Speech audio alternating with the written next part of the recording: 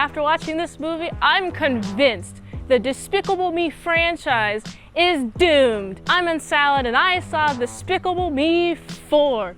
It is directed by Chris Renaud, written by Mike White and Ken Dario, and if you haven't seen this movie, I will spoil it for you. This movie starts, we're following Gru, and he's at a reunion at his old villain school, and he runs into his old arch nemesis,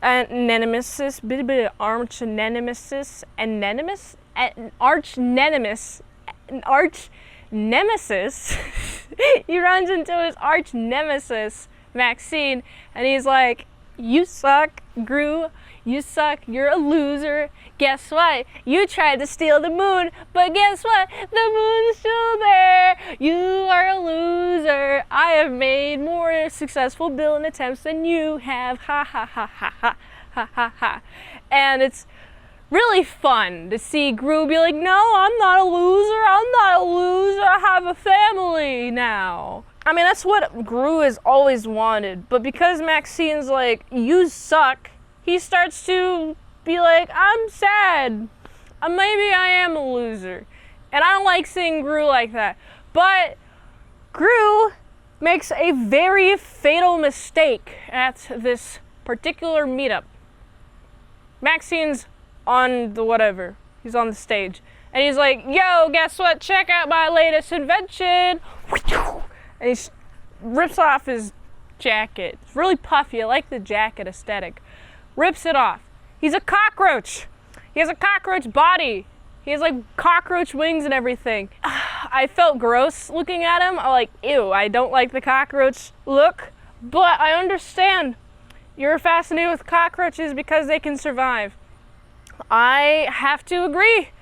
I've never killed a cockroach. I've never been successful in killing one. Have you? Goes to Maxine's point. Anyway, so he's like, "I'm Cockroach Man." And then we have freaking Gru on the stage, mind you. He's like, "Well, I've been working undercover with the AVL, Anti-Villain League." And I'm like, "No, Gru, you want to arrest them silently. Do not give up your cover because you're at a reunion at a villain school and you work for Anti-Villain League." Dude, you're going in to a place where you're proclaimed to be against them, and now you're just straight up arresting one of their friends in front of them all. I would hate Gru for that if I were a villain in there, and I would be plotting some villain things against him. Maybe this will be pointed out in a few movies or so, I don't know, but the movie doesn't really cover this. I thought that he's just going to get tackled by a bunch of villains, but he is able to get away. Not before Maxine's able to, be electrocuted a bunch, then kick a bunch of the AVL guys, and then electrocute, and then finally got him and he's sent to prison. Bye-bye. And of course, Gru is so sure that he's going to be able to stay in maximum security prison. Obviously not. No, this is Despicable Me. They never stay in prison. And so he's like, "I'm having a happy family," and we have an introduction to my family, and oh man, I forget that little chick's name. Like the smallest chick, the one who had the unicorn in the first one. Freaking forget their names. I swear, I forget the children's names. But the smallest one, she has a goat. Crazy. Why would they let him? Why would you let him? What do you do? Not have a garbage disposal? Oh, here, go. Take my garbage. And they just eat the garbage. I don't see the practicality. It's specifically for the cuteness factor. It's a children's movie. So I'm going to be like, all right, that's fine. And move on. So anyway, they have a family, handy-dandy family. But, of course, you got the AVL comes to them. "Hey, Maxine's broken out. Who knew that Maxine would break out? Looks like we have to send you to this place, this nice little neighborhood. But you have this one particular tiny house compared to the rest of the houses." And what's interesting about this sequence, right? So, this is fascinating. There's a wasp right there. Do not come towards me. It's coming towards me. I'm running.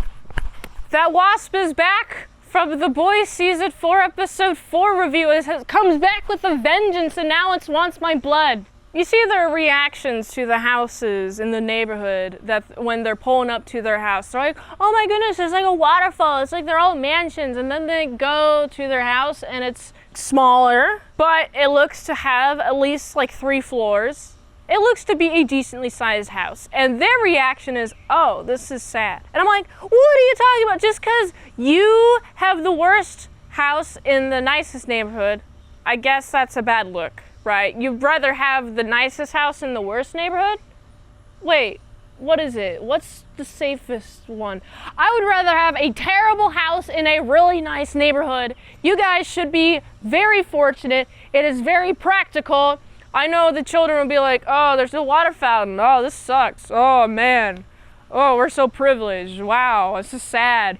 I can't believe that we get to be saved from being potentially murdered or attacked or kidnapped by this deranged lunatic that just came out of prison. But no, they're fascinated with the fountains. They're like, oh, there's no fountains though. I'm like, you guys are so privileged. Holy crap. Gru, I don't know, send them to military camps. Show them what it's like to have a hard life, okay? I mean, I know they're orphans or whatever, but they need more discipline. Always more discipline when it comes to orphans and adopted people and everyone in the world, in my opinion. Anyway, so he's like, this is interesting. It's not inviting at all because it's essentially just like a workspace. And you know, they go there, you got the minions. The AVL takes all the minions. They take 5 of them and then they make them into superheroes. They make a stretchy man, they make a strong man, then they make a thing, the thing-like character, and then they have a flyy man, and then they got another guy whose powers I forget. No, it's Cyclops. It was a Cyclops guy. And it was interesting.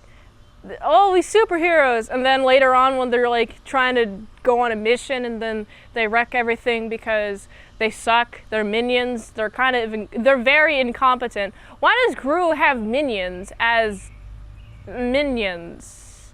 There's a lot of them so they can do something in large numbers, but they're all so incompetent, man. I wouldn't have them as minions. I wouldn't surround myself with these minions, but it's Gru's decisions or whatever.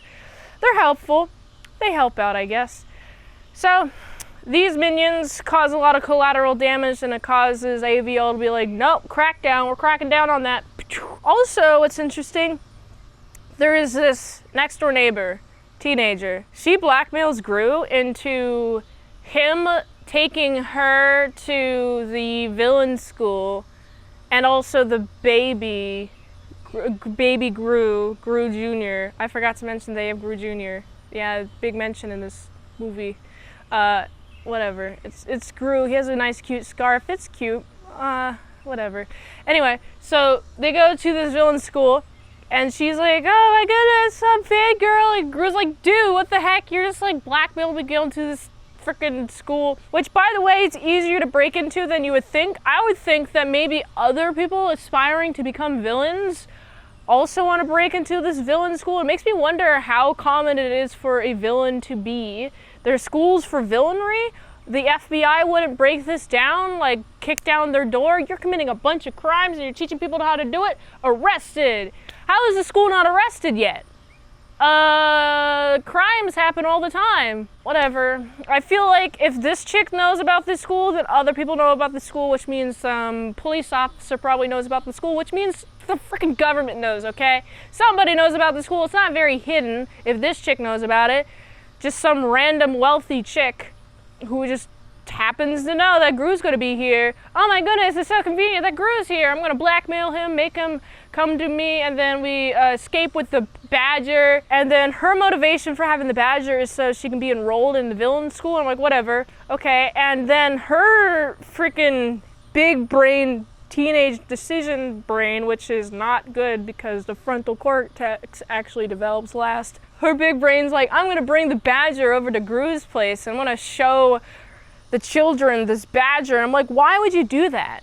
No, nothing in your character has indicated this at all. I don't really particularly get that, but that needs to happen in order for the superintendent to find where they're at. But also, she's in contact with Maxine, who comes to their place while the superintendent is there, duking it out, and then the baby goes spin, spin, spin, spin, spin, right? She's spinning in like the room towards the front door, and the door's open. Great parenting. Maxine's there, and I've broken out of prison because his girlfriend's great, and they kidnap him. And his plan is to make him a cockroach. And I'm like, bro, why? Why would you have this cockroach gun just to make him a cockroach because he hates him so much? I feel like if you're a good supervillain, you would want a cockroach gun so everybody's a cockroach of some kind. Wait, hold on. If you are aspiring to be a cockroach so much that you are a cockroach because of their superior speed and skill and strength or whatever, why would you give it to your enemy's son?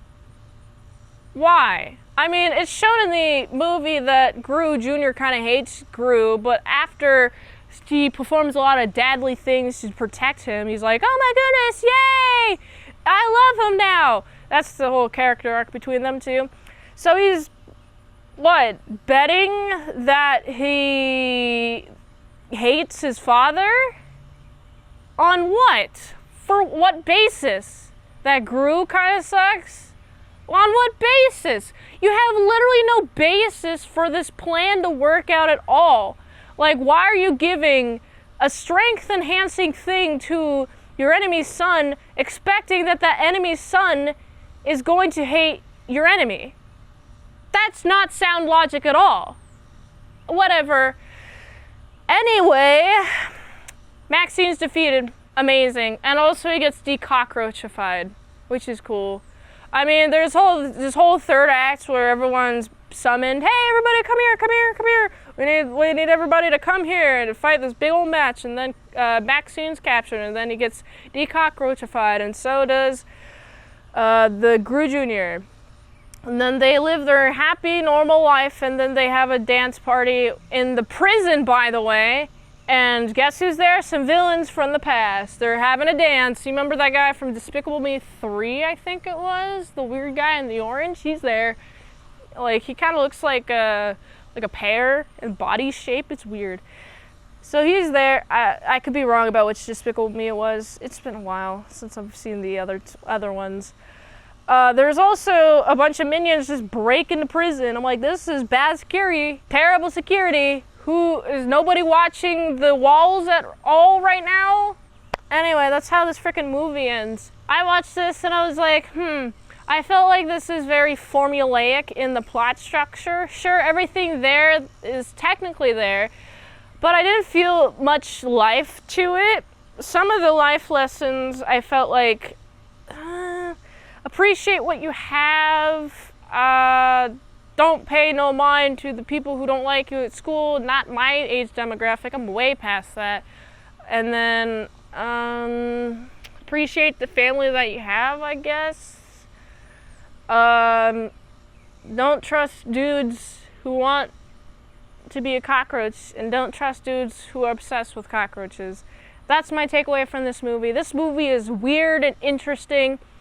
It is definitely not as good as the other three. So that makes me think, okay, so they're just playing formula by formula by formula. They're going formulaic now. There goes the cool creativeness of the first couple of Despicable Me's. 3 was kind of iffy, and this one is definitively marked that this is the downfall of the Despicable Me franchise, and they're going to keep on going with it because Minions make a ton of money, and they're all over those Facebook boomer memes, and they're everywhere right now. Watch this episode in like 15 years from now, from the publishing date of whenever this is, and tell me if they're still Minions. Go watch this movie if you just want to have your kids sit in a theater and watch a screen for an hour and a half and not have to worry about screaming children. That's the purpose of this movie. Otherwise, it's whatever. I gotta give this movie, it's a solid 6 out of 10. If you like this review, watch another one. The platform really likes that. If you want a fast trackable review, you can do that for $20. Dinos at patreon.com/ASEPresents. And if you like to help support the daily grindiness of all them daily movie reviews, go to this link tree, find the way you can help support the daily grind of all the daily movies. So go here. And until next time, I'm in Salad Saw. I'll see you later. My salad croutons and bacon bits. If I do a peace sign like this, or like that, because of Despicable Me 4, get it? Oh, I gotta go now. Bye-bye.